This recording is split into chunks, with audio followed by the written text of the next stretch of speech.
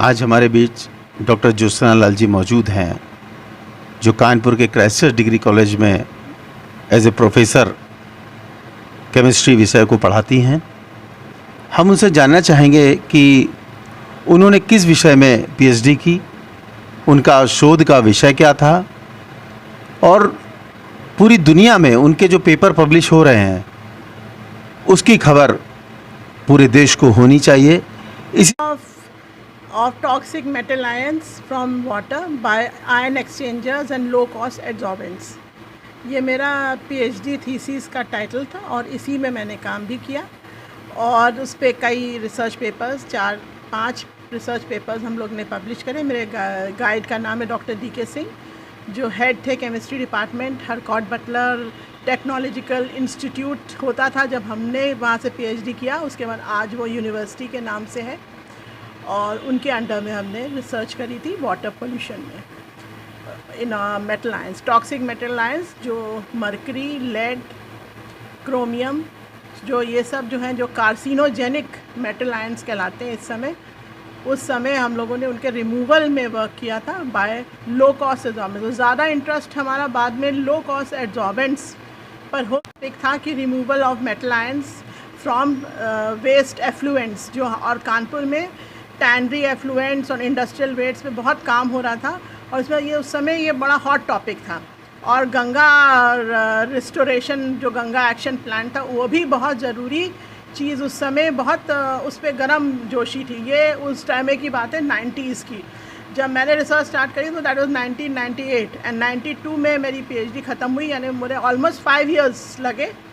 तो उस समय बहुत गर्म जोशी थी और उस समय पूरे उत्तर प्रदेश में एक पोल्यूशन कंट्रोल बोर्ड भी क्रिएट हुआ था जिसने सारे ग्राउंड वाटर्स की टेस्टिंग करी थी और वो हमको मिलते भी, वो सारे आर्काइव्ड हैं, वो सारे उनका प्रयोग भी हमने किया, उनको करके अपने रिसर्च पेपर्स में हर मेटल आयन से रिलेटेड टेस्ट करे गए थे। और उसके बाद जो है ये 92 के बाद और आपने देखा कि गंगा एक्शन प्लान जो था वो फेल भी हो गया और जो हम लोगों ने जो उसमें बहुत गर्मजोशी से हम लोगों ने काम किया था, इसलिए क्योंकि लो कॉस्ट एड्सॉर्बेंट जो मैंने बनाए थे वो एक तो सॉडस्ट था जिसके द्वारा हम लोग क्रोमियम रिमूव कर सकते हैं, दूसरा था टी लीव्स जो घर में इस्तेमाल करी जाती हैं, टी लीव्स, उनको हम लोगों ने उसका एक्टिवेटेड कार्बन बना के उससे क्रोमियम रिमूव किया था। और उसके बाद हम लोगों ने कोल बेस्ड एड्सॉर्बेंट्स भी इस्तेमाल करे। ये सब हम ही ने वर्क किया था लैब में और ये सारे 5 पेपर जो हैं वो सब पब्लिश हो गए। उसके बाद ये था कि उसके बाद बहुत इसका में किसी ने कोई ख़ास इंटरेस्ट नहीं दिखाया कि कोई ने किसको, ना तो मेरे पास कभी कोई चिट्ठी आई ना किसी ने इंटरेस्ट लिया कि कभी कोई इसको बनाना चाहता हो। या मैम, ज़्यादातर कंट्रीज़ में इन्वायरमेंटल पे, एयर पोल्यूशन पे, वाटर पोल्यूशंस पे काम हो रहा है। भारत जहाँ नदियों का देश कहलाता है, जहाँ पर नेचर जो है और अन्य देशों की तुलना में बहुत ज़्यादा है, तो आपको लगता है कि हमको जो टेक्नोलॉजी, जो बेस, जो हमारा R&D वर्क है वो उसमें और काम करना चाहिए? ऐसे कौन से इनपुट्स हैं जिनकी आवश्यकता अभी इंडिया को बहुत ज़्यादा है? मैं एक बात बोलूँगी, जो आपके प्रश्न, हमारे यहाँ हम लोग बहुत रिसर्च कर रहे हैं। ये नहीं है कि हम लोगों के यहाँ जिस तरीके से रिसर्च होती है हम लोग सब बहुत इंटरेस्ट ले रहे हैं रिसर्च में और केमिस्ट्री में बहुत काम भी हो रहा है, आप देख सकते हैं। लेकिन हम लोग की जो एक जिसको कहते हैं सोशल साइंसेज, सोशियोलॉजी जो इंडिया में कहलाती है सोशियोलॉजी और वो फॉरेन कंट्रीज में कहलाती है anthropology, right. And the anthropological activities जो हमारे देश की हैं वो इतनी डिफरेंट और इतनी यूनिक हैं जिनकी वजह से जो है हम लोग खुद ही अपने एनवायरनमेंट को नुकसान पहुंचाते हैं। जैसे कि मूर्तियाँ जो हम लोग की स्टैच्यूज़ हैं जो हम लोग बनाते हैं और उनका इमर्जन करते हैं। जब हमारी मूर्ति की जो पूजा ख़त्म हो जाती है तो उसको हम ले जा के नदी में डाल देते हैं। और जितने भी पेंट्स हम लोग यूज़ करते हैं इस समय वो सब हैवी मेटल बेस्ड होंगे, यानी कि लेड बेस्ड पेंट्स हैं, मर्करी बेस्ड पेंट्स हैं, क्रोमियम बेस्ड पेंट। वो जो कलर है वो सब कलर्ड मेटल आयंस हैं जिनकी वजह से। तो we are on our own environmentally by our anthropological activity, जिसको हम लोग सोशल रिलीजियस एक्टिविटी कहते हैं, उसकी वजह से हम लोग स्वयं हर साल नदी को उतना ही पल्यूट करते हैं जितना कि वो साल भर में साफ़ हो पाती है। हर 11वें महीने में हम उसको पल्यूट कर सकते हैं। अभी इस पर एक रिसर्च पेपर हमने कोशिश कर रहे हैं कि हम छापने की, लेकिन वो शायद छाप भी ना पाए, लेकिन इस पर बहुत एक्टिविटी हो चुकी है। बल्कि इसको हम अगर आपको बताएंगे कि इलाहाबाद हाई कोर्ट में 2009 पे एक एक्टिविस्ट हैं संजीव करके, उन्होंने, संजीव श्रीवास्तव, उन्होंने केस भी लगाया था कि नदी में कोई भी गणेश जी की मूर्ति या बंगाली जो दोनों आइडल्स हैं, दुर्गा जी और काला जी की, ना डाली जाए। लेकिन कोर्ट के बावजूद, कहने के बाद वो जीत भी गए, लेकिन उस एक्टिविटी में रोक नहीं लग पाया। मैम, पॉल्यूशन का एक बड़ा हिस्सा जो है हमारी नदियों को और जलवायु प्रदूषण को ख़राब कर रहा है। एक ज्वलंत मुद्दा है जो सन 2004 में भारत ने एक ट्रीटी में साइन किया था कि एंटी टबैको वो प्रोजेक्ट था जिसमें कई कंट्रीज़ इन्वॉल्व हुई, और उसमें शायद मेरी समझने में आता है कि उस जगह की भूमि बंजर हो जाती है और उससे जो केमिकल या क्रोमियम डेवलप होता है वो बहुत ही हार्मफुल होता है। जी हाँ, जो पेस्टिसाइड्स यूज़ करी जाती हैं तंबाकू की खेती में, वो एनवायरमेंटल फ्रेंडली नहीं है, वो बहुत डिस्ट्रॉय करती है एनवायरनमेंट को। वो हैं क्लोरोपायरॉस एंड एल्ड्रिन, ये हमारी जो हैं वो ऑलरेडी दूसरी कंट्रीज़ में बैंड पेस्टिसाइड्स हैं और इनको इस्तेमाल एग्रोकेमिकल्स में ये बैंड है, लेकिन हम लोग के यहाँ इस्तेमाल हो रहा है।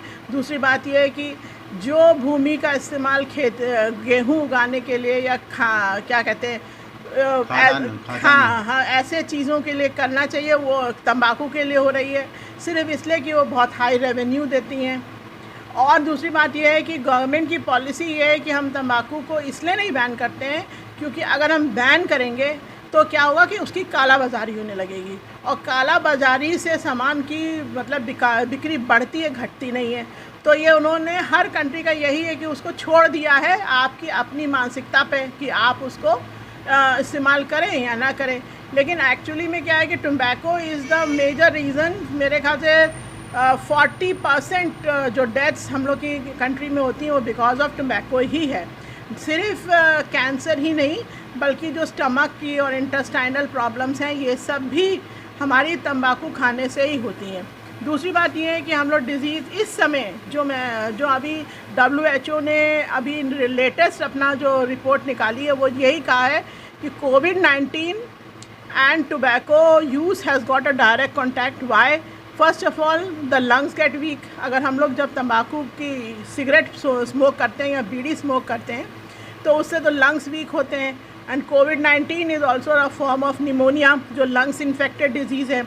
दूसरी बात ये है कि हमारे इंडियंस की जो एक मेंटालिटी, जैसे मैंने कहा ना, हम लोगों की जो कुछ कल्चरल चीज़ें या हम कह सकते हैं जो हम बचपन से सीखे हुए कि कहीं भी थूक दो, आप कहीं भी थूक देते हैं, जहाँ तुरंत आपका मुंह खुला और आपने खिड़की से थूक दिया, कहीं भी थूक दिया।